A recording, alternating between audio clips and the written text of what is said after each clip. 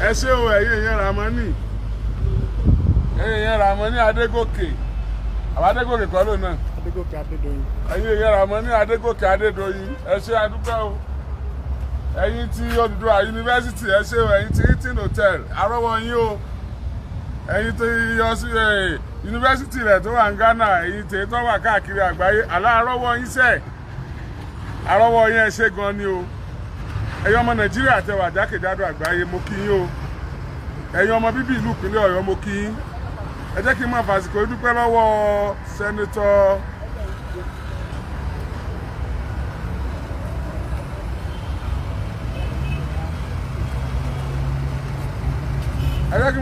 dúpẹ́ lọ́wọ́ sẹ́nitọ́ Muhammed Kọ́lá Balógun sẹ́nitọ̀ tó ń ṣojú ẹkùn ìdìbò Ìdó àti Ìbàràpá ní ìpínlẹ̀ Ọ̀yọ́ mo ti rí ọwọ́ yín mo ti gbọ́ àwọn nǹkan kan tẹ́ ẹ ṣe adúpẹ́ o Ọlọ́run á dúró tì yín o tí èèyàn bá nǹkan kan wà tí ò ṣe fi hàn lẹ́ni a ti rí òkú Timothy Adégòkè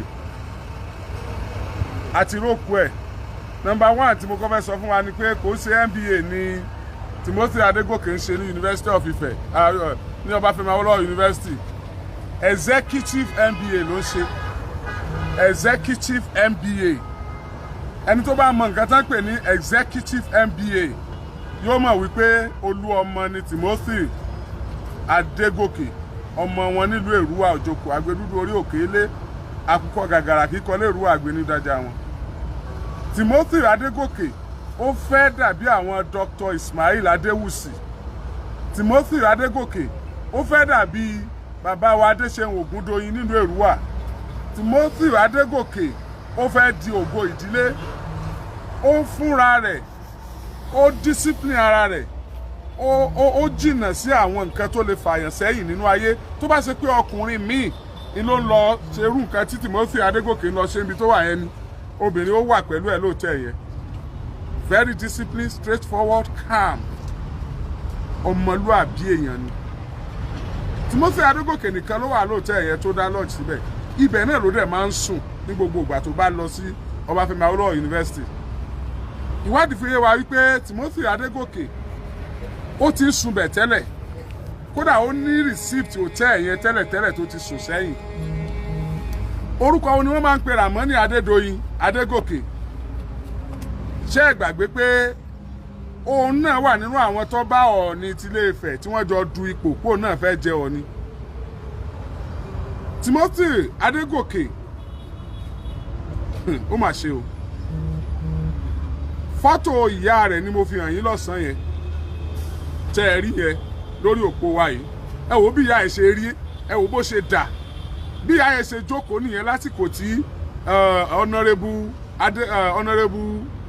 Ògúndóyin tó jẹ́ Speaker Ọ̀yọ́ State House of Assembly àsìkò tí wọ́n lọ kí ìyá ẹ̀ nílé ilẹ̀ rí wọn nínú ilé wọn yẹn that is the house ibi tó ti dàgbà nìyẹn tó ti struggle wọ́n ṣe kúrẹ́ nìkankan tọ́ ó struggle ọmọ kò làkọ̀ságbé ni àgbẹ̀kù àbànìyá àti bàbá rẹ̀ orúkọ tí wọ́n máa ń pe Adégòkè Adédoyin the suspected murder torí suspected náà lásìkò báyìí torí investigation lọ lọ́wọ́ orúkọ tán máa ń pè tó ní ṣe pẹ̀lú ọ̀rọ̀ tí máa ń sọ aṣọ pé olówó sohun gbogbo tán ìyà ní ọjọ́ ọmọ tálíkà ọ̀rọ̀ tó máa ń sọ nìyẹn ó máa ń sọ pé tó bá ṣe tì ilẹ̀ ni ó gbé ìyẹn Ramoni Adédoyin Adégòkè ẹni tó ní hòtẹ́ẹ̀lì tí wọ́n pa Timothy Adégòkè sí ọ̀pọ̀lọpọ̀ èèyàn ló ń sọ wípé bóyá iṣẹ́ tá à ń ṣe yìí nǹkan tá à ń ṣe yìí àfi jeopardize investigation. We are not jeopardizing any investigation. This can never disturb any investigation from the police side. Your investigation apart, this is our own job. Àwa ọmọ kígbe ni tí justice máa fi wà done. Ìgbé táwa ń ké ni wípé justice must be done. Tí n bá dẹ̀ tí ń gbọ́ information yẹn màá máa fi tó yín létí. Gbogbo gbìyànjú yín láti hack account mi. Gbogbo gbìyànjú yín láti remove post tá a ṣe. Ẹ ti remove àkọ́kọ́, a tún ti gbé kejì sí. Ìmí ni mo tún ṣe yìí. Tí justice máa fi done. Tí Timothy Adégòkè tó fi máa rí justice gbà. A ní kúrò lórí ẹ̀. Ìyàwó ẹ̀ ọmọ kékeré níyàwó ẹ̀.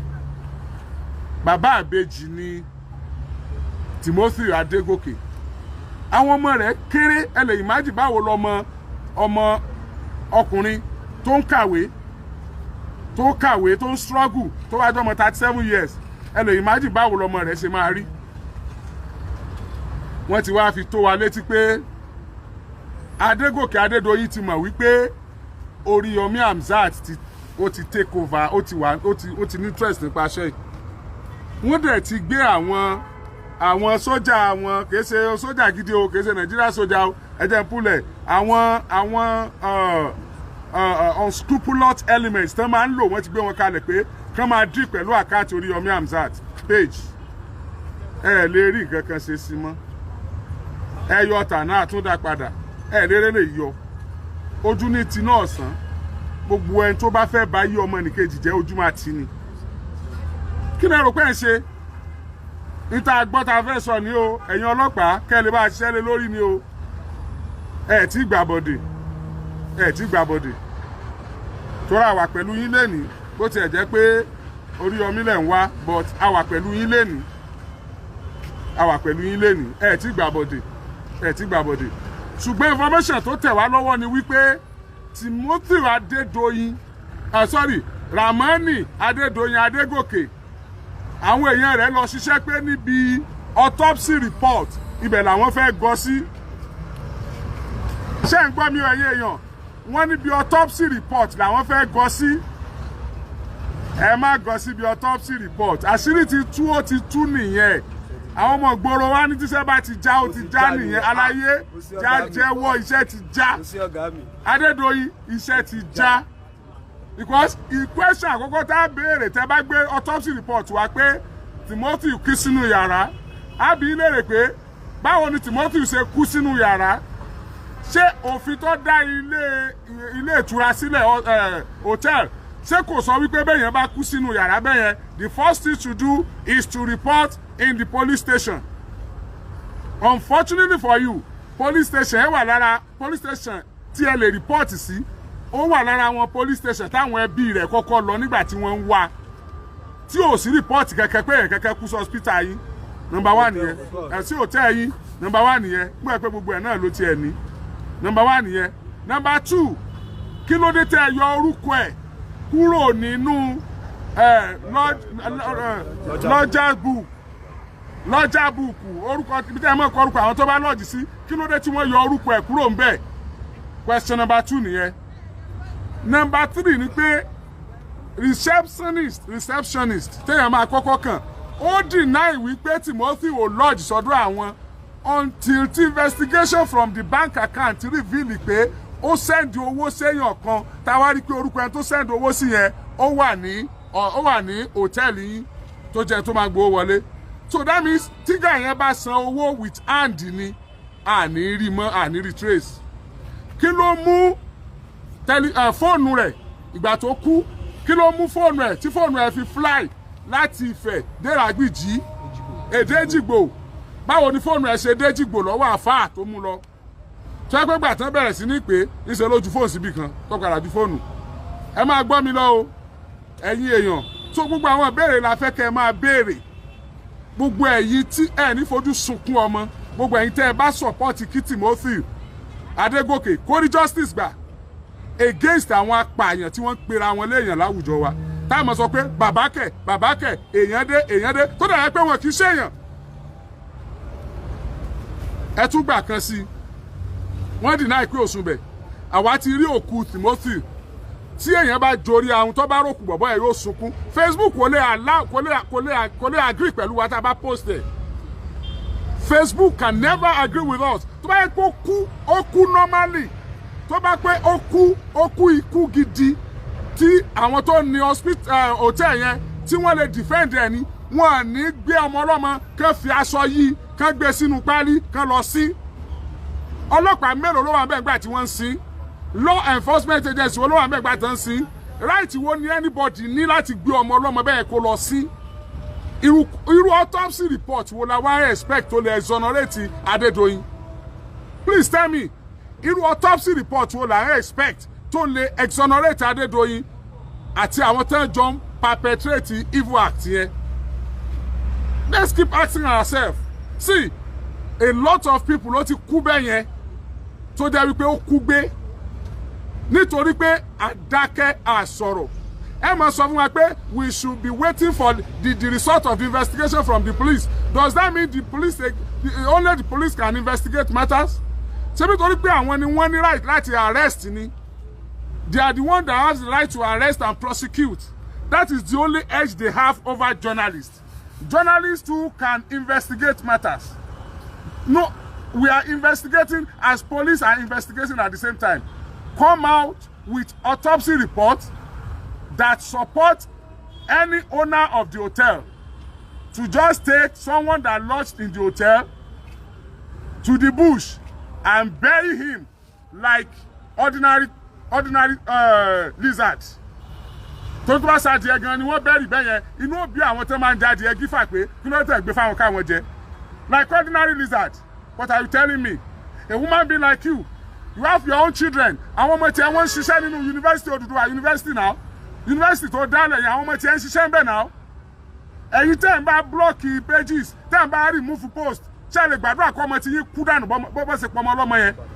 Ẹnikẹ́ni tó bá support ẹ̀ tó bá support Adédoyin Rahman ìtò ṣẹlẹ̀ sí Timothy Adégòkè iná ṣẹlẹ̀ sọmọ onítọ̀ irú ẹkún tí àwọn tó bí Timothy Adégòkè ń sun iná ní náà máa sun. So we should fold our arms and keep looking at you kẹpẹ gbogbo wa tán. Is that ṣé Fúlàní nìyẹn? We are fighting against some people wípé wọ́n ń pa wá ẹ̀yin náà tún pa wá ṣé Fúlàní ni Fúlàní ló lò tẹ̀ yẹn Fúlàní ló lọ sí bẹ́ẹ̀ Fúlàní ló ba ayé ẹ̀jẹ̀ bẹ́ẹ̀. Wà á sọ pé afẹ́ Yorùbá àwọn Yorùbá náà là ń para wa ṣé onírun la Yorùbá kọ́ nífẹ̀ẹ́ can you imagine that? Ẹ jọ̀ọ́ ẹ bá mi post ẹ ẹ bá mi repost ẹ ẹ bá mi share ẹ distribute ẹ ẹ jẹ́ kó fly as usual. I'm still coming back tomorrow to give you the feedback provided I have another cogent things that I have to say tomorrow. But today mo gbọ́ pé wọ́n fẹ́ capitalize wọ́n fẹ́ doctor autopsy report. Wọ́n fẹ́ doctor autopsy report.